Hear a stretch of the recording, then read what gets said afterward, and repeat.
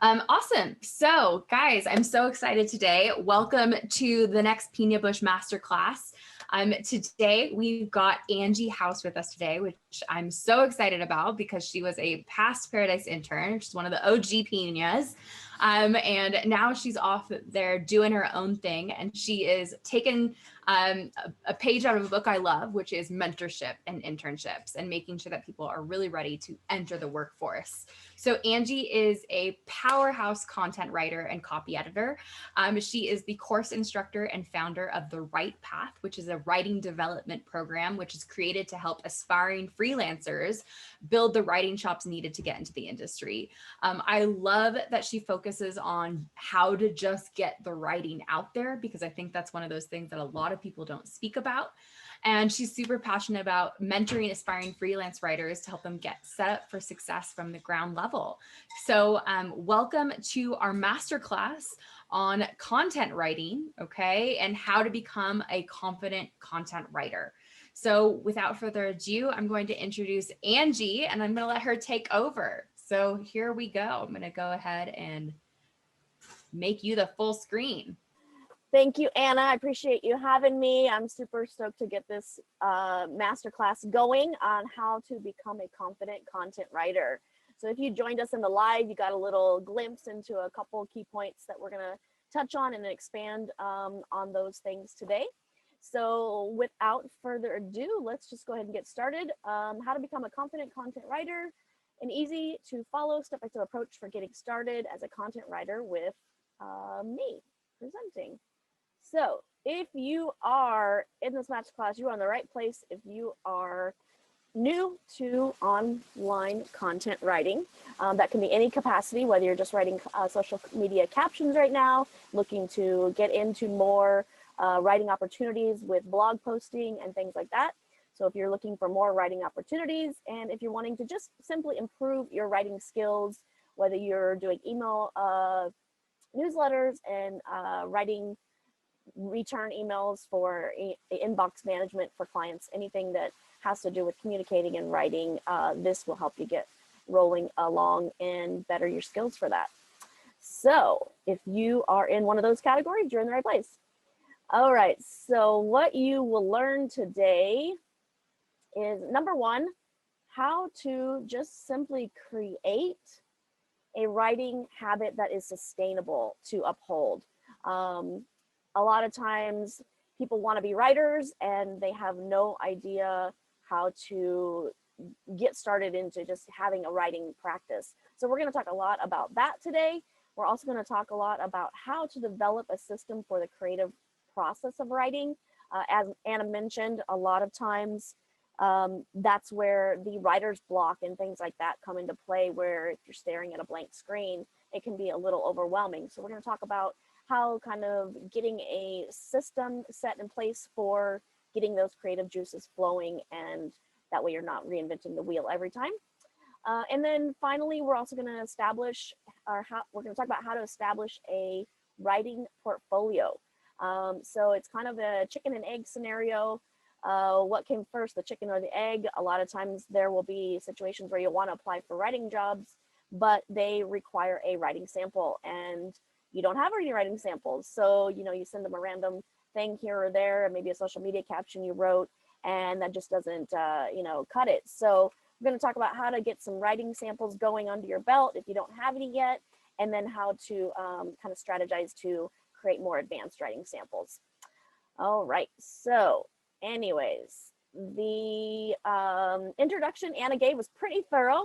So I'm not going to spend too much time on this, but I just want to let you know that I am an adult educator. So I created this program with the backbone to make it something that is scaffolded. Basically, that means that everything that you learn, you're building on your learning skills from point A to point Z. So it's not just something I threw together and you know, thought that I could, you know, get people to pay me money for it. It's actually something I created that, based off my own experience, worked for me as an adult educator, but also as a developing writer as well over the last 3 years.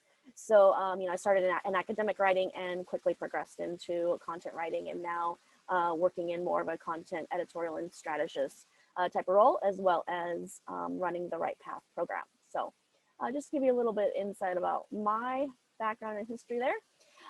Before we get into the 3 takeaways that I mentioned that you're going to go over, that we're going to go over today, I do want to give you just a quick glimpse of kind of some foundational information. Number one, what is content writing?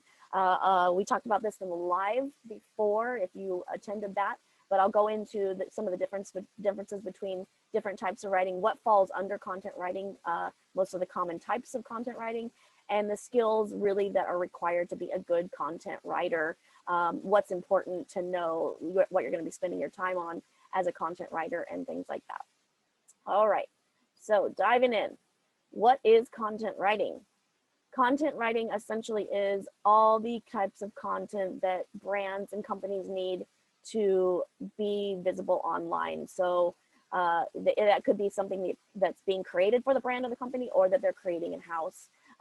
Typically, it's for the purpose of the top of their funnel, as I'm sure a lot of people are already aware of that, building industry authority, driving website traffic to increase their lead generation. Those are the basic reasons that any company or brand needs content, is to get eventually to a sale. That's the long-term strategy of content, but the overall goal is typically the same for most companies or brands, is to either sell something or get more visible, and they use content to do that.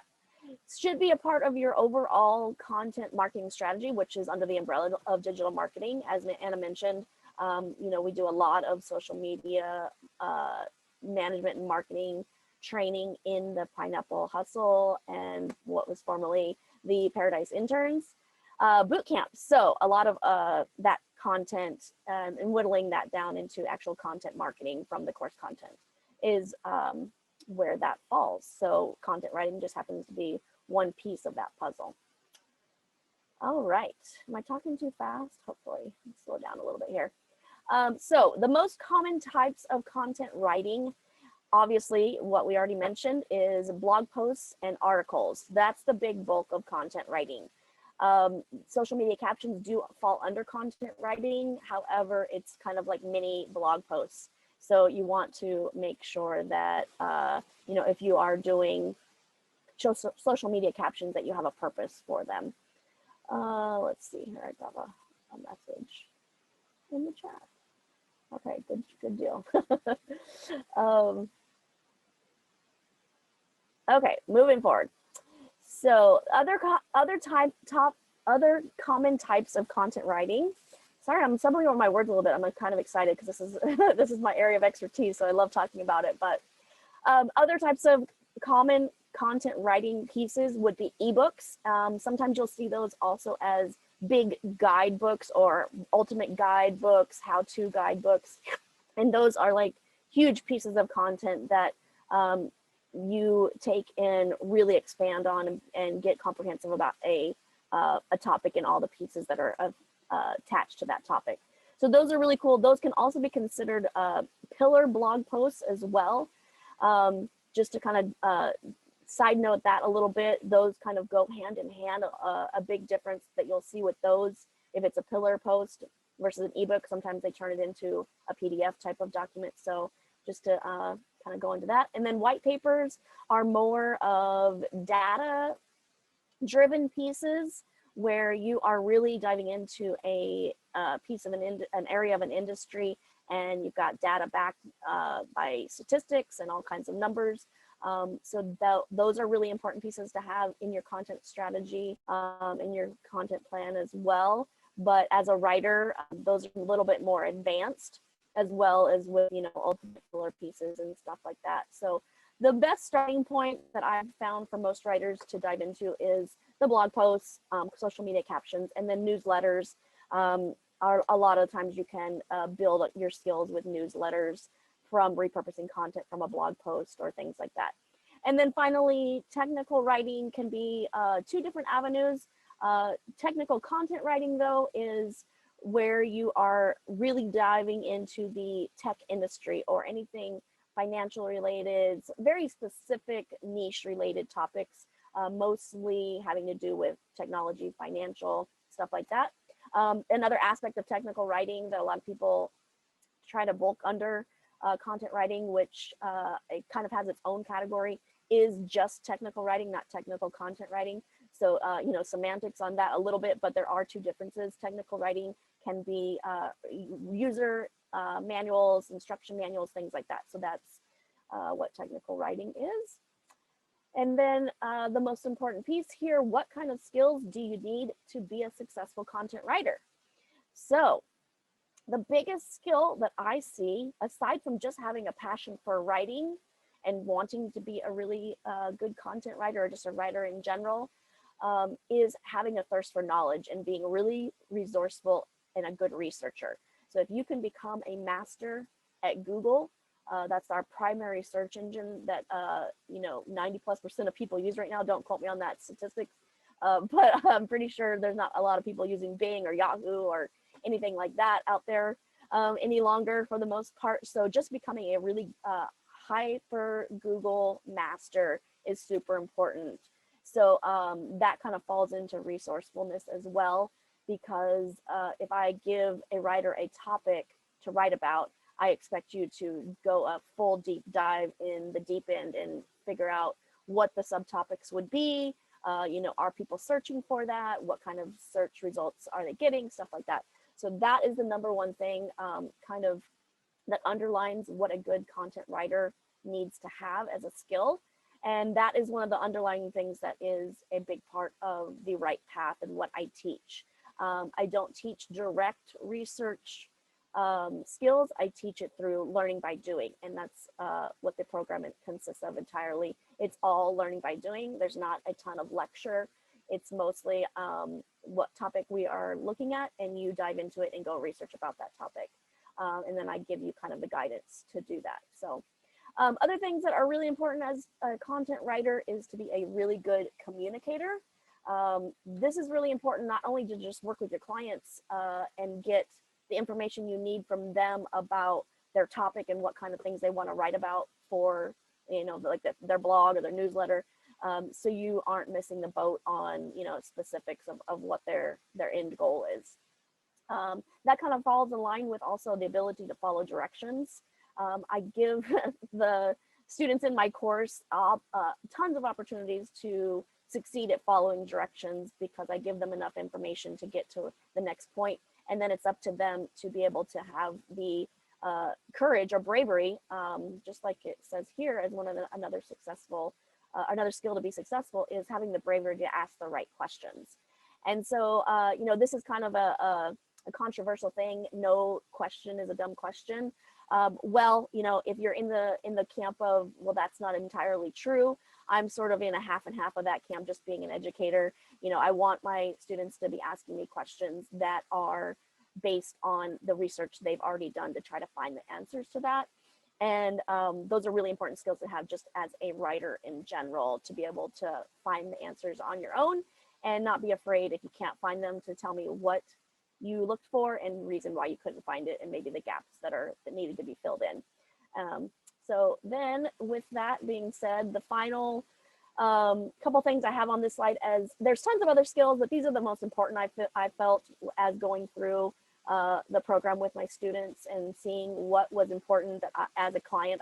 I tell them to use the program as using me as a client so they can practice not only the writing skills, but also practice as being a writer with a client. But time management and being organized are super important. And time management goes along with how fast are you writing, how much time are you spending on research? Are you falling down rabbit holes and not being able to pull yourself out? And, you know, 3 days later, you come back and say your content is all over the place, your research is all over the place. So just making sure you're organized in your efforts. And I teach that in the course as well.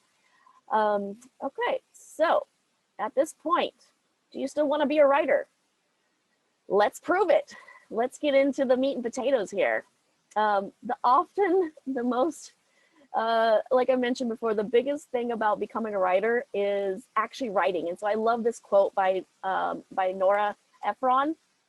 She says, the hardest thing about writing is writing. And it's in fact 100% true.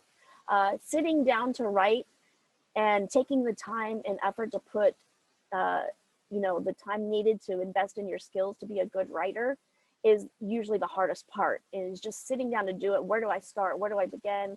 Those are often questions that students are faced with, is like looking at that blank page. So I try to tackle writer's block and that blank page feeling immediately in the program, and just by going into getting set up with a sustainable writing habit. So that's what we tackle first, establishing a sustainable writing habit. So that can mean a number of things. And number one is, I always keep a notebook with me, and I always encourage aspiring writers to keep a notebook with them. If you don't already, if you are passionate about writing, you probably already have a notebook filled with, whether it be your thoughts, your ideas, maybe you made it into a journal or a type of diary, but having some type of notebook, and that can be electronic if you prefer, on your phone, it doesn't really matter, as long as you are jotting down your ideas, any thoughts, any rambles, any interesting conversations you overhear, anything that moves you, anything that inspires you, basically, is you are writing it down. You are making an effort to keep tabs on all the things that you come across, on a daily basis. That could include your goals, your dreams, your aspirations, anything really, is that you are making that a habit, that you are addressing things that you come across on a daily basis.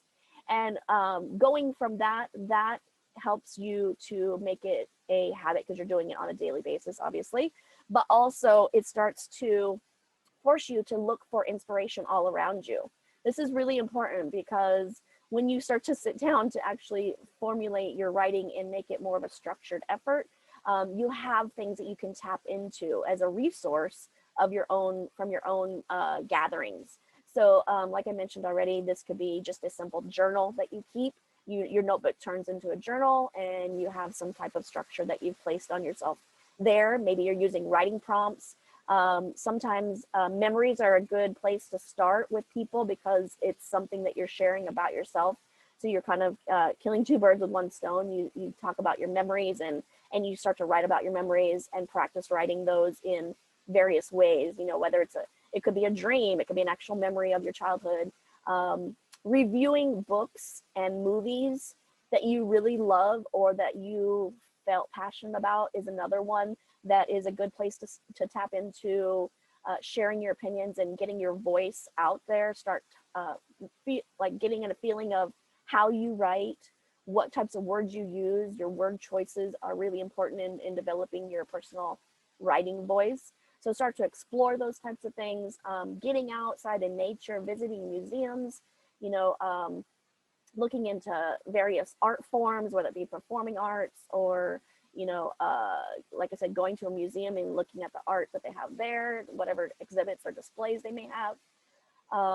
Thinking about history, anything really that interests you is something that you can write about. And a lot of the times, sorry, I say that a lot, but it's true. A lot of the times students will say, I don't know, I don't have anything to write about. I don't know what to write about. I don't have any ideas. And that's just not true. It's so bogus, because there's so much you can write about.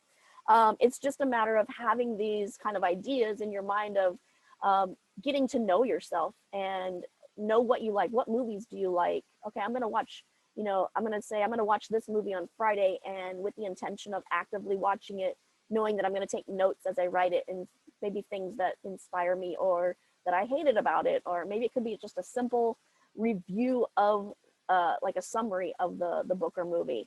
Those are great places for getting started. And then you can always dive into those even further on, writing down your beliefs and your values, and really start to formulate, an actual journal of yourself. There's actually journals out there. I've seen them, at Walmart or wherever that you shop, Target, that have, a day by day page for each thing that you can use as like a writing prompt. So, looking for those types of things are really cool to get you on that path to being, establishing a writing habit.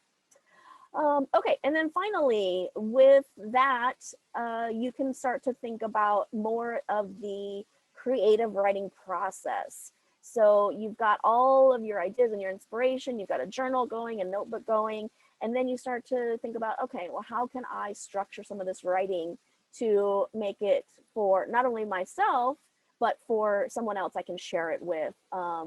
And it may not be something that you are going to necessarily publish or anything like that. Maybe it's a personal blog that you share your thoughts and ideas in a structured format, in an organized way that somebody else may want to look at and share your perception of something. You know, an analysis of an art piece, you know, an actual analysis of a book, whatever the case may be. In the program with the Right Path, one thing that I do have students do is write a personal essay, actually a couple of them. And even though that's not geared towards specifically to content writing, because content writing is much different than essay writing, these are more personal essays about themselves to get to know their writing habits and things like that. So those are really good avenues to take to just get started, sit down and write, make a schedule. It may not have to be a daily habit for all of this and everything, you know, pick and choose what you like and what you want to do. But one thing it is that you're doing one thing every day. And that could be just one sentence that you write if you don't feel like writing an entire, you know, piece or an excerpt every day. Maybe it's just an interesting conversation you heard, you write it down in your notebook. So that's getting started to establish some writing habits. Moving forward, after you kind of get that under your belt and you feel like, okay, I can actually form some sentences that are interesting, they're, you know, about this or that, and I feel like I'm in a good flow of being able to sit down and just write. Then we start to think about how can you make a system for your writing process, and this starts to go into more of structured writing, which is what content writing is. It's structured writing for readers. One thing I do want to back up about is with establishing a writing habit, you've probably heard this before, reading is a really important piece of being a good writer as well. So, you know, if you don't feel like writing one day, maybe you want to read a chapter in your book instead. That's something that I didn't include in the slide, but that's always a piece of being a good writer, is evaluating other people's writing. So just a little kind of pro tip there. So diving into an actual system to how to get the writing process down. And this will show you how the establishing a habit fits into your system for creating structured writing, AKA content writing. So where that fits in, we'll get into that in the drafting section here, but this is my easy to follow 3-step system for writing quality content that I set my students up on to get their feet wet, get in the door of how do I create a solid piece of writing that somebody actually wants to read. So first of all, you're going to plan it out. Second step is you're going to draft it. And the third step is you're going to have it evaluated, or you'll evaluate it yourself, probably multiple times. But this is the basic 3-step process. So let's dive into the planning part first. Obviously, first step is determining what you even want to write about. So what is your main topic? Do you want to write about something that is, you know, travel related, something that is, you know, marketing related? Defining your main topic is the first step. What do you want to write about? What kind of things do you want to explore within that main topic? Those will be your subtopics. So determining that first, and there's you know, different tools and different ways to go about doing this. I'm not going to get into the tools and the things like that today, because those are all over, you know, scattered all over the internet, where you could get topic generators and stuff like that, or just exploring your own, you know, journal and things to come up with different inspiration for topics. That's where you will come up with that. And at this point, this is just clearly defining what do you want to write about, and you start thinking about what that could include. People might want to see the subtopics from.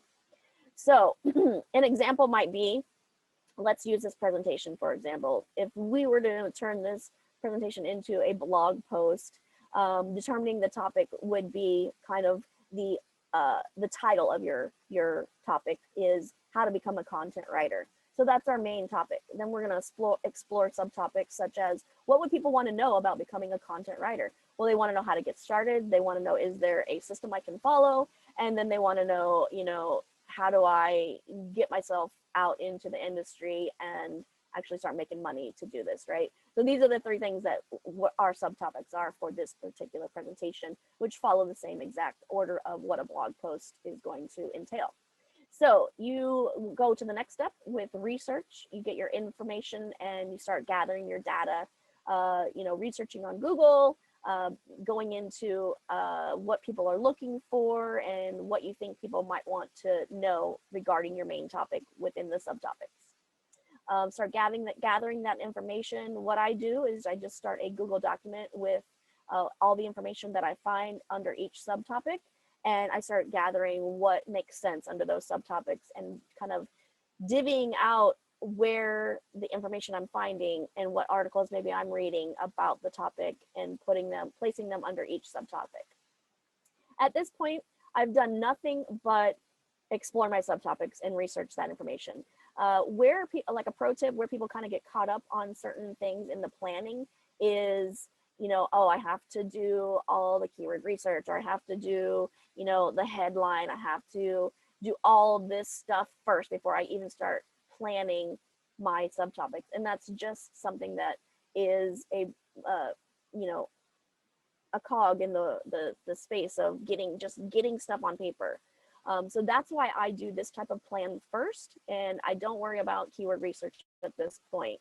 A lot of times when you're in Google, you'll find sort of some keyword research unknowingly that if you're already searching for stuff, people are most likely searching for it as well. So you'll see that. But moving forward from the research that you find, then you'll start to organize your information and your data in much more detail into an outline.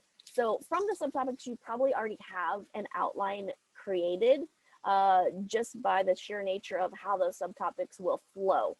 Sometimes not, but having that as a base for just collecting your data. Okay, maybe I don't want to talk about how to get into content writing first. Maybe I want to build upon that. So that'll be my third subtopic. So just organize your information in a flow that makes sense for the reader to digest.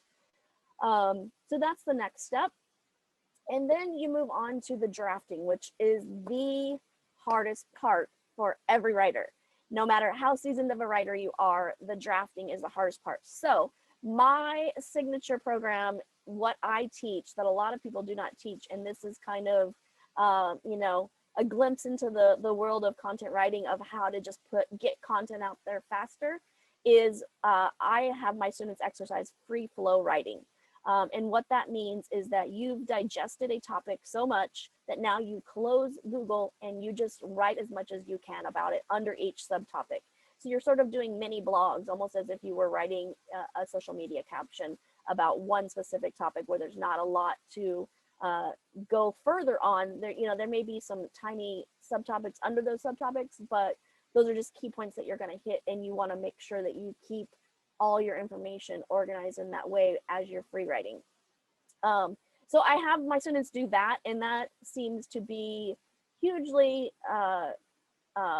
helpful in getting quantity over quality here, but that is okay because that's what you want. You can always edit, something, but you can't edit a blank page. And that's a quote from somebody, I don't know, it's not my quote, but just you're looking at quantity here. You're wanting to get as much out of your brain, kind of a brain dump, maybe some people call it, as much as you can, and just dumping it all out, but making sure that you're doing it in an organized fashion is the difference there. Because if you just start free writing and dumping everything out without it being in your sections, then you've kind of lost, you're backtracking, you've lost some time there. So one exercise we do is the Pomodoro method, and it's setting a timer for your subtopics, each subtopic, and taking 30 to 40 minutes and just dumping everything out of your brain, free flow writing about it, and you don't worry about any editing, nothing with grammar, you're not even sentence structure, you're just writing at this point.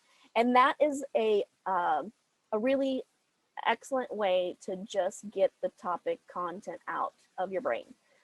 So again, that's one thing that we do in the program with the right path, and a way that we do that is we first start off by doing these things, and we free flow write about a lot of these things that are in the inspirational type of stuff that we've established as our writing habits. So I've structured this out for the program in a way that is, like I said, it builds upon getting to this point of the draft. But this is just a general, like I said, general overview of the way we accomplish that. So then once you've got all your content dumped out of your brain and into the page, then you want to evaluate it. And before the evaluation stage, I always preach letting your content just sit for a minute and going back to it. So if you can, leave it for the day and come back to it the next day, or even if it's just a couple hours, maybe you go take a break, take a walk, whatever the case may be. Leaving time in between your sessions is vastly important as well, because you can get content information overload, especially if you've spent so much time researching. I'll take a break in between my research as well and let that content and my notes just sit, and then I can kind of process it. There's studies out there that prove that taking those brain breaks are important to synthesize the content in your brain and let your brain kind of process it as you are creating new content.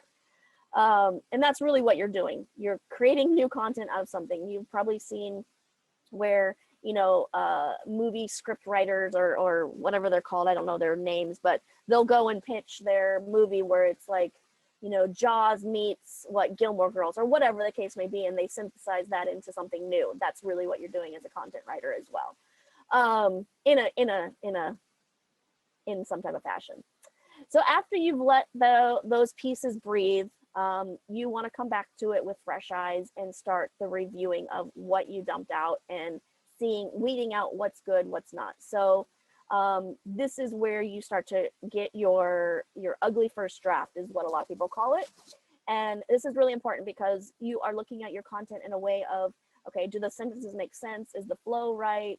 Structuring it in a way that is now full sentences, looking at maybe not the proofreading and editing part of it at this point, but maybe looking at it more like, okay, I can't have, sentences that are sentence that is an entire paragraph or anything like that, but looking at it in a way that it's, as you read it, it's going to make sense. So reviewing all that content and revising as needed to get to that structure. Now, as you've noticed, we haven't talked about anything regarding the intro or the conclusion or any call to action or even a headline at this point. Right now, you're focusing on the bulk. And again, that's one of my pro tips, is that you don't even worry about that stuff, because that is where you get caught up in the bottleneck of, okay, well, I have to create an intro to something I haven't even written yet. Well, that's just ridiculous. You're not going to create an intro for something you haven't even written yet. So I leave that for the final pieces in the evaluation stage of all the content that I have.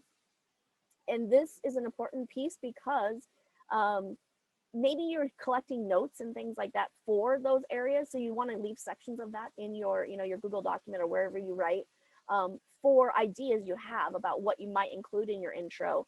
And intro and conclusion are really, not as hard to write as the bulk anyways. So, you're summarizing usually in a conclusion. So maybe you're pulling out key points, one sentence or something from each of your 3 to 5 subtopics, and making those more concise, and putting that as your summary, which is really what a conclusion is just your summarizing of what the person read. The intro, you want to include things that are maybe more attention grabbing, maybe a question, maybe a quote or a statistic is fun to include, but that's not always necessarily required.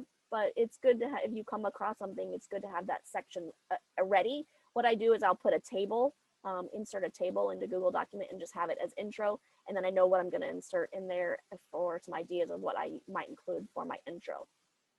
So for example, for this intro, let's just back up a little bit. An intro that we had here as a presentation style was obviously, who is this masterclass for? Well, that's kind of attention grabbing right there, because if it speaks to you, then you want to be there. Yes, I want to know about how to improve my writing skills or expand on my writing opportunities. So that could be really part of your intro. And then obviously kind of a tell them what you're going to tell them as part of the intro is a best practice as well.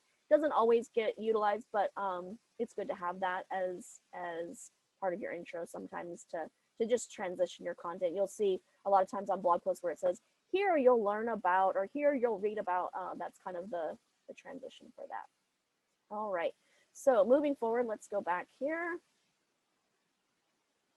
And talking about the call to action and headline now. So we've made our way down to, we've got our ugly first draft basically formulated, and now you're thinking about, okay, how do I come up with, you know, call to action? What do I want the reader to do as next steps? This could be really anything that your client wants you to have the reader be directed to.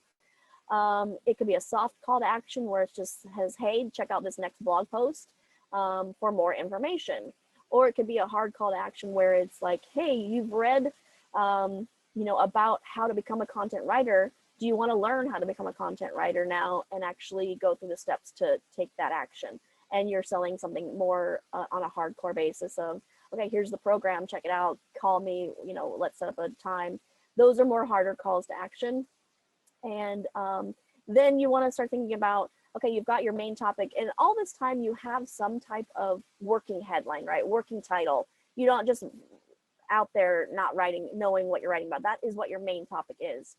So at this point, you've sort of been working on a main topic, which is surrounding what your headline will eventually be, but crafting it in a way that is an attention grabbing for readers. There's some statistic out there that so amount of readers will only read the headline and that's it. Whether they, you know, are going to share it or actually read the article or not, they only will read the headline. So, you know, it is important to have to craft and really good headlines, and there's tools out there to help you do that. So I'm not going to dive into those, but just knowing that there are tools available to help you craft really good headlines that match what the content is about and what people are searching for. Then after you've done all that, the final steps is to get to your proofreading and editing. And this is at the very end. Do not do this, as much as you can refrain from any proofreading or editing at the drafting stage. Again, this is where you're doing your final proofreading, final editing. You're going to do a little bit as you move along in the review and revise stages, just because you don't want to have just a bunch of notes that end up being your ugly draft. That's your outline. So you're going to be doing that a little bit as you go along, but not a real deep dive. And that I say for the very, very end, because at that point you've got the solid content. Now you just need to polish it and make it pretty. So that's the final steps. And then after that, obviously it goes to, you know, it could be self-editing, which there's, you know, tons of tips and tricks that I teach for self-editing, or it could be going to, you know, a managing editor of a blog that you're writing for, or whoever your, you know, next person is in your content production process. So, so that's the steps to follow. It says 3, but really there's much more than that. But those are the basic categories that I put them under, because it helps me stay organized in my mind. And that's how you get content not only just actually done, but done in a quicker, faster fashion. So some of the pro tips that we went over already was having your content breathe for a little bit. That's a really good trick to help, like I mentioned, synthesize some things in your mind, let things just sit and kind of grow as you are letting your brain rest. Other pro tips that I have for, you know, the editing process, because that's a lot of what I do as well, is, you know, taking time to give another look at that piece, give it time to breathe before you go and do the proofreading and editing. So as you see, it's a constant flow of why a lot of blog posts will take 3 to 5 days to write, because if you've got a production process and a production team, you're going through multiple steps. So letting the content breathe in between each step is hugely important. Sometimes it's not always feasible, obviously, but I recommend that highly. And then in the editing phase, reading your content out loud helps with, you know, revising it, making any edits that you need for flow and things like that. So that's hugely helpful. And I think that was the main pro tips that I had, is aside from just writing the content and the bulk of it without doing your intro and to conclusion and all that stuff that is surrounding the bulk of the content, waiting for that to do that last. So breaking into the content industry. Okay, you've done all this work. You've polished your writing skills. You're getting, to the point where you can organize your writing and it makes sense and people want to read it. Now, how do you break into the industry and actually get paid to do the writing that you want to be doing? Whether that be writing for blog posts, whether it be social media captions, whatever the case is.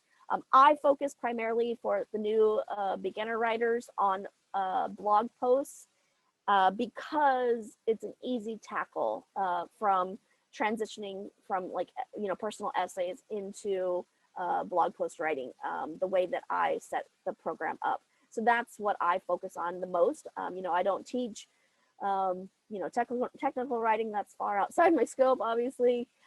So I tackle blog posts first, and blog posts can be anything from, a lifestyle blog post to something that's more of content driven for an actual, sales funnel or whatever, and not copywriting, but something that you have a really hardcore call to action. So what we dive into first is those personal essays and those lifestyle type of blog posts.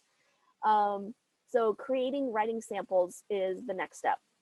And these writing samples can come in all shapes and sizes. It's important to know that not all of your writing samples have to be something that was, number one, it definitely doesn't have to be something that was published, because you're not even at that stage yet typically.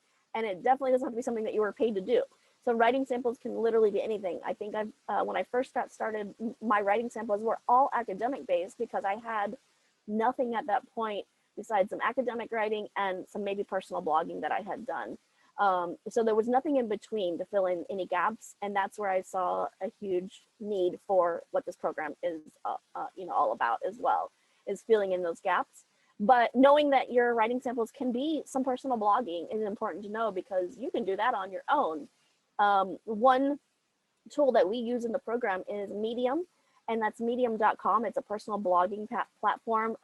Some people use it for more than personal blogging, and that's cool. They use it for their own publications. They use it for, business blogging. It just is a platform that you can use on your own to start creating some writing samples based on your interests and things that you are showing off your writing chops. And it doesn't even have to be structured writing at that point. So that's really important tool to use, is medium.com, that I teach students in my program.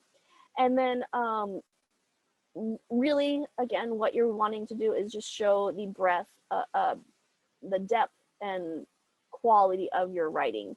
That's the important piece. So that could be a poem, and maybe somebody is like, oh, wow, they can write a poem and they can write an academic piece. Cool. Like they see the whole spectrum of your writing skills. Okay, so you want to be a content writer. You want to get paid. We're at this point of like, okay, yes, I think I can do this. You want to start finding writing jobs. They're out there.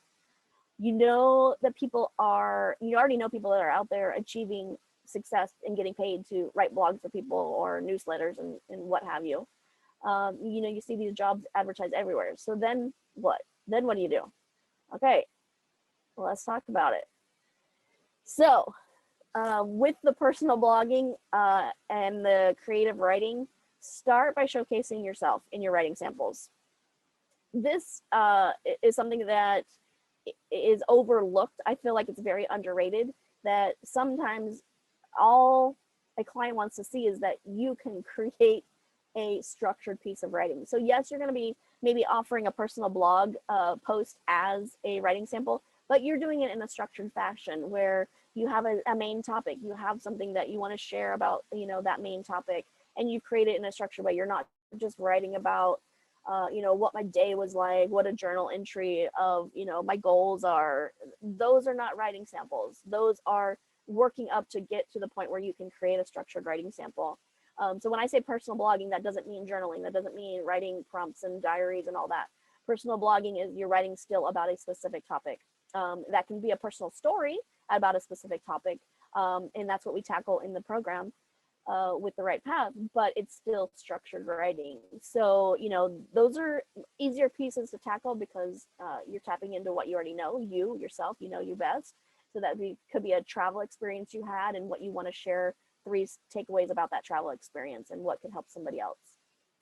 Creative writing is, again, something that you can do in a structured fashion based on some of the things that we talked about in creating a sustainable writing habit. So what that means is in the Right Path program, we talk about, you know, we read a book together and then we evaluate that book, make a summary out of that book, and then share various like themes out of that book in a creative writing excerpt. So, but it's a structured format. So those types of things. Structured is the main key here. If you haven't noticed that I've said that multiple times now, because that's the difference between sharing something for a reader versus writing it for yourself. So that's a great starting point, is to get in some of those personal blogging structured pieces and creative writing structured pieces. And all those can be posted either on maybe your own blog or your own website, or on medium.com is a great start. Those can all be posted on there. So then after you've done that and you've kind of got an idea of, okay, I really like writing about these types of topics. Let's just say travel, for instance. That's a really hot topic that people are, you know, interested in reading about because they want to go and do it. Well, you know, maybe not as much over the last year because we couldn't, but, you know, moving forward, it'll start to gain momentum again. So you're talking about, you know, what bucket list your travel aspirations are going to include after the pandemic, stuff like that. So writing topics about things that you are familiar with is important because you have the closest skill to be able to do that, the experience level of experience to be able to do that. Subject matter experts, if anybody knows what that is, it's just somebody that is a subject matter expert, but maybe they're not a writer or maybe they're not an educator, but they know a lot about a topic. They are super rare in writing blog posts. They're not out there writing blog posts. You would never be able to afford them, right? So that's why content writers write those types of pieces. You'll see bloggers that make, you know, however much, you know, let's say 60,000 a month on their blog. Well, they're not writing their content anymore. They have content writers doing that. So those are huge opportunities to tap into those types of markets. And then there's businesses that just outsource their content writing because they don't have a full production crew in-house to be able to do that. So they work with one marketer within their team, and then they outsource the content production as part of their outsourcing to freelancers and content production teams. So there's huge opportunities there. And when you focus on the content that shows off your actual experience, so niching down is where this comes into play, or specializing. I don't know, I don't really like that word niche, but I like specialization, because then you can have multiple specializations. But usually if you have one hyper area that you focus on and people are like, you're the go-to person to writing, you know, travel for Belize or whatever, they're going to go to you versus some other random writer that writes just everything, you know, a generalist. Now, that's not to say you can't be a generalist on certain other types of industries, but it's important to kind of have your area of expertise established, or at least your area of interest, of if you like to write lifestyle versus if you like to write for, you know, marketing. And it just helps build trust for that brand as well. Okay, so try to cruise through this. So the portfolio building strategies is what we finally get to in the program that helps students kind of conceptualize, like, oh, now this is making sense of how I can use all these skills I've built through the program and what we've talked about in the presentation today to, you know, start pitching my writing to someone where I can actually get a published writing sample. And that's the ultimate goal when you're looking for writing clients, is that, you know, even though you're not going to start there, that's your ultimate goal, is to get a published writing sample, and then eventually you'll get paid writing samples. So that's the series of events so guest posting and ghostwriting are my 2 portfolio building strategies that I teach students. And those can range anywhere from sharing a personal story on a lifestyle type blog post or a lifestyle type blog as a blog post as a contributing writer, Maybe it's a listicle about the 10 places that you want to visit, in 2022 or whatever. How-to articles are easy to tackle. These categories here are the blog post types that we talk about at the very beginning, to get onto your belt and have as samples, because they're quick and easy to write, and they're easy to understand the concept of what it means. Everybody knows what a listicle is for the most part. Everybody knows what a how-to or a tutorial type of guide is, something that's brief. Interviews, community roundups, really it's any kind of roundup. So it could be an expert roundup, it could be a roundup of podcasters, stuff like that you are tracking down a bunch of people to formulate a blog post and share. So a lot of these can fall under both ghost writing and guest posting. It's just a matter of what the blog goal is or what type of blog it is. So ghost writing, like I mentioned before, bloggers are too busy. Big bloggers are too busy to be writing their own content, so they have ghostwriters write it for them. That type of thing. So, and then something we're not going to talk about today in this presentation, but we do address pitching to publications and pitching to clients for guest posting and ghostwriting opportunities. So that's something I teach as well in the program. And then just once you've got your writing samples and you've got some ideas of what pieces you might want to share with readers or with proposals for clients, you just want to make sure you have somewhere to house them. So that could be as simple as creating PDF versions of the writing samples, in Canva or whatever, so you have some type of visual element to share. If somebody just wants one writing sample, you're maybe not going to send them your whole website of links. Maybe they just want to see one thing. Then you just should send them a PDF of a really great visual example of a piece that you wrote.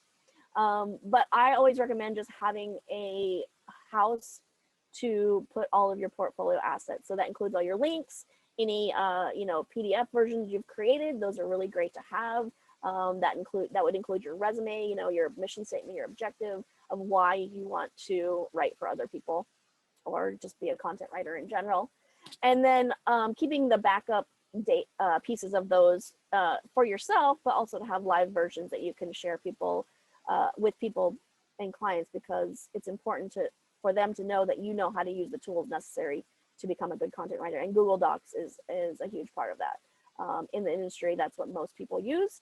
I don't know. I don't even have Word on my computer anymore. So if anybody sends me a Word document, I immediately, I don't reject it, but I tell them, you need to get it into a Google document. That's, just a no-brainer. So that's for yourself to stay organized and to be able to apply for stuff right away when you see it. All right, so rounding this out, what we covered today is obviously what content writing is, the most common types that you can dive into, and the skills that are really required to be a good content writer.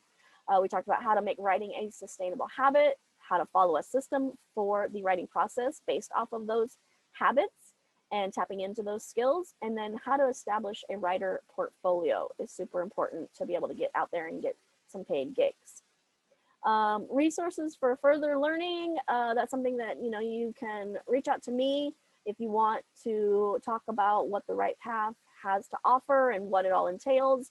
Sometimes I talk to people and they're not at that starting point any longer. Maybe they're a little bit more progressed in their writing career. So I talk about, I can talk about mentorship opportunities that I offer as well that don't necessarily start you at point A. So it's not a, one size fits all. Every writer is a little bit different. So if you're not interested in the course, or if you are interested in the course, I can talk to you about, what further learning would look like for you. But that is pretty much it for me. Yay. That was killer, Angie. Thank you so much for that.